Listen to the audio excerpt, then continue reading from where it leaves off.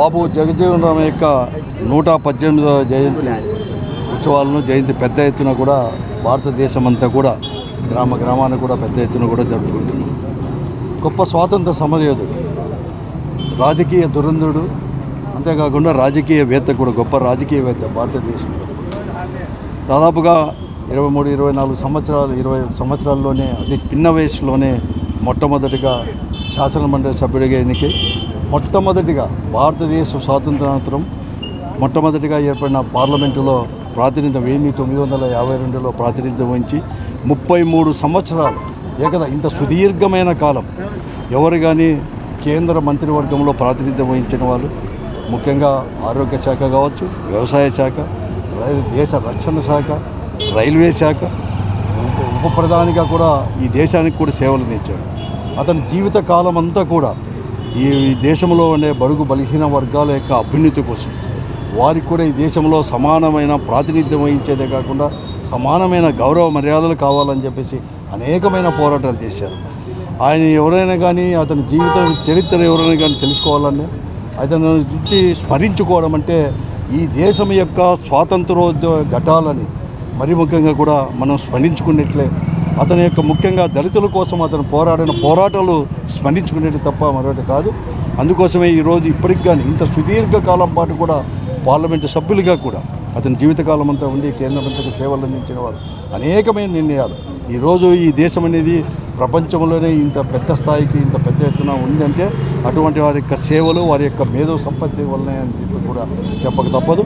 ఆ రోజు మరీ ముఖ్యంగా అటువంటి వారిని స్ఫూర్తిగా తీసుకొని, జగజ్జీవన్ రామ్ యొక్క స్ఫూర్తిగా తీసుకొని జగన్మోహన్ రెడ్డి గారు కూడా ఈ రాష్ట్రంలో బడుగు బలహీన వర్గ అభివృద్ధి కోసం ఆయన ఏదైతే కోరుకున్నాడో వారిని చూపించాలని చెప్పేసి, మరీ ముఖ్యంగా విద్య అనేది కూడా చాలా ముఖ్యమని చెప్పేసి వారికి ఉచితంగా కూడా విద్య అందిస్తే తప్పకుండా కూడా ఆయన ఏదైతే కోరుకున్నాడో అది నెరవేరుస్తుందని చెప్పేసి ఈరోజు అనేకమైన సంస్కరణలు ఆయన యొక్క స్ఫూర్తితోనే ఇక్కడ రాష్ట్రంలో ముఖ్యమంత్రిగా ఉన్నప్పుడు జగన్మోహన్ రెడ్డి గారు కానీ వైఎస్ఆర్ కాంగ్రెస్ పార్టీ కూడా తీసుకొని ఈరోజు ప్రతి ఒక్కరు కూడా అతని యొక్క వారిని అంటే ఆ పోరాట పటిమని ముఖ్యంగా యువలంతా కూడా తీసుకొని స్ఫూర్తిగా ముందుకు పోవాలని చెప్పేసి ఏదేమైనా మేమందరూ కూడా ఏదైతే ఆయన ఆశయాలు ఉన్నాయో ఆ ఆశయాలు కూడా కొనసాగిస్తామని చెప్పి ఈరోజు అనంతపురం జిల్లా వైఎస్ఆర్ కాంగ్రెస్ పార్టీ కార్యాలయంలో బాబు జగజ్జీవన్ రామ్ గారి జయంతిని చాలా ఘనంగా కూడా జరపడం జరిగింది. వైఎస్ఆర్ కాంగ్రెస్ పార్టీ అనంతపురం అధ్యక్షులు, వైఎస్ఆర్సీపీ శ్రేణులు అందరము కలిసి ఘనంగా ఆయనకు జయంతిని జరపడం జరిగింది.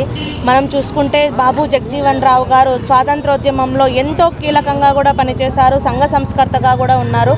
ఒకవైపు స్వాతంత్రోద్యమంలో పనిచేస్తూనే మరొక వైపు కూడా అణగారిన వర్గాల వారికి సమాన హక్కులు రావాలి, సమాన అవకాశాలు రావాలి అని పోరాడినటువంటి వాళ్ళలో బాబు జగజ్జీవన్ రామ్ గారు ఒకటిగా కూడా ఉన్నారు. బాబు జగజ్జీవన్ రామ్ గారు పాఠశాల దశలోనే, విద్యార్థి దశలోనే కూడా అంటరానితనానికి గురై ఎన్నో అసమానతలను ఎదుర్కొని ఈ సమాజంలో ఉన్నటువంటి బడుగు బలహీన వర్గాల వారు అంటరానితనానికి గురి కాకూడదని పోరాడినటువంటి వాళ్ళలో కూడా బాబు జగజ్జీవన్ రామ్ గారు ఉన్నారు.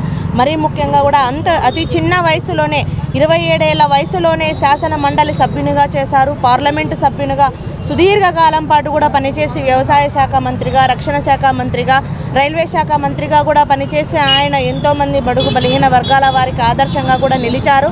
అటువంటి మహనీయుల ఆశయాలను ఆదర్శంగా తీసుకొని 2019 నుంచి 2024 వరకు కూడా మాజీ ముఖ్యమంత్రి వర్యులు వైఎస్ జగన్మోహన్ రెడ్డి గారు సామాజిక న్యాయం తీసుకొని వచ్చారు. ఎస్సీ, ఎస్టీ, బీసీ మైనారిటీలకు సమానంగా రాజకీయ అవకాశాలు కల్పించారు. సమానంగా సంక్షేమ పథకాలు అందించి ఈ సమాజంలో ఆర్థికవేత్తలు చేస్తూ ఈ సమాజంలో సమానంగా ఉండేలాగా జగనన్న చూశారు. ఈరోజు కూటమి ప్రభుత్వం అధికారంలోకి వచ్చిన తర్వాత బడుగు బలహీన వర్గాల వారిపైన రెడ్ బుక్ రాజ్యాంగాన్ని అమలు చేస్తున్నారు, డైవర్షన్ పాలిటిక్స్ చేస్తున్నారు. ఇచ్చినటువంటి హామీలన్నింటినీ కూడా తొక్కారు. ఇప్పటికైనా కూడా కూటమి ప్రభుత్వము వెంటనే బుద్ధి తెచ్చుకొని ఇచ్చినటువంటి హామీలు అమలు చేయాలని ఈ సందర్భంగా తెలియజేస్తూ ఉన్నాము.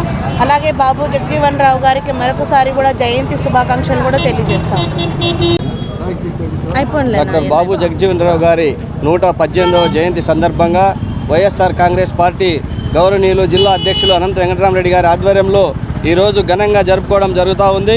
మరి అదేవిధంగా డాక్టర్ బాబు జగజ్జీవన్ రామ్ గారు ఆ రోజుల్లో దళితుల కోసం దళిత ఓటు కోసం అమ్మండి కమిషన్ ముందర కూడా ఎన్నో పోరాటాలు చేసిన ఘనత డాక్టర్ బాబు జగజ్జీవన్ రావు గారిది.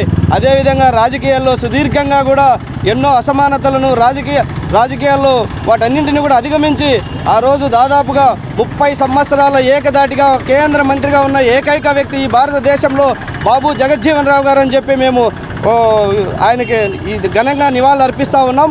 మరి అదేవిధంగా ఆయన స్ఫూర్తితో ఈరోజు గతంలో మరి జగన్మోహన్ రెడ్డి గారు ఆయన స్ఫూర్తితో ఎస్సీ ఎస్టీ బీసీ మైనార్టీలంతా కూడా రాజకీయంగా అసమానతలు తొలగించి వారికి సంక్షేమ పథకాల ద్వారా విద్య ద్వారా ముందుకు నడిపించాలని చెప్పి ఆ రోజు జగన్మోహన్ రెడ్డి గారు ఒక గొప్ప నిర్ణయం తీసుకొని దళితులకు పెద్ద దిక్కుగా ఉన్నటువంటి జగన్మోహన్ రెడ్డి గారి ఆశయాలను ఈరోజు కూటమి ప్రభుత్వం వచ్చిన తర్వాత రెడ్ బుక్ పేరుతో ఈరోజు దౌర్జన్యాలను ఈరోజు దళితులను అనగదొక్కడానికి ఈరోజు విద్యను అనగదొక్కడానికి ఇంగ్లీష్ మీడియంని రద్దు చేసిన దుర్మార్గమైనటువంటి ఈ లోకేష్ కుట్రలను కూడా తొందరలోనే లోకేష్ని తగిన బుద్ధి చెప్తామని చెప్పి మేము హెచ్చరిస్తూ ఉన్నాం. ఈరోజు డాక్టర్ బాబు జగజ్జీవన్ గారి యొక్క 118వ జన్మదినాన్ని పురస్కరించుకొని జయంతి పురస్కరించుకొని వైఎస్ఆర్ కాంగ్రెస్ పార్టీ జిల్లా అధ్యక్షుడు గౌరవ అనంత వెంకటరెడ్డి గారి ఆధ్వర్యంలో పెద్ద ఎత్తున ఆయన జయంతిని జరుపుకోవడం జరిగింది.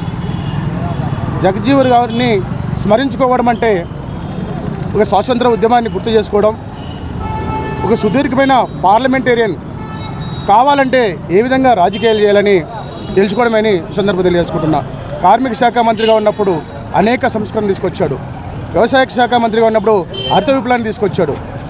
అనేక విధాలైనటువంటి సంస్కరణ తీసుకొచ్చి దాదాపు 35 సంవత్సరాలుగా ఆయన పార్లమెంటరీగా కేంద్ర శాఖ మంత్రిగా పనిచేసిన గొప్ప దార్శనికుడు డాక్టర్ బాబు జగజ్జీవన్ రావు గారని ఈ సందర్భంగా తెలియజేసుకుంటున్నాను. డాక్టర్ బాబు జగజ్జీవన్ రావు గారు ఈ దేశానికి ఆదర్శం.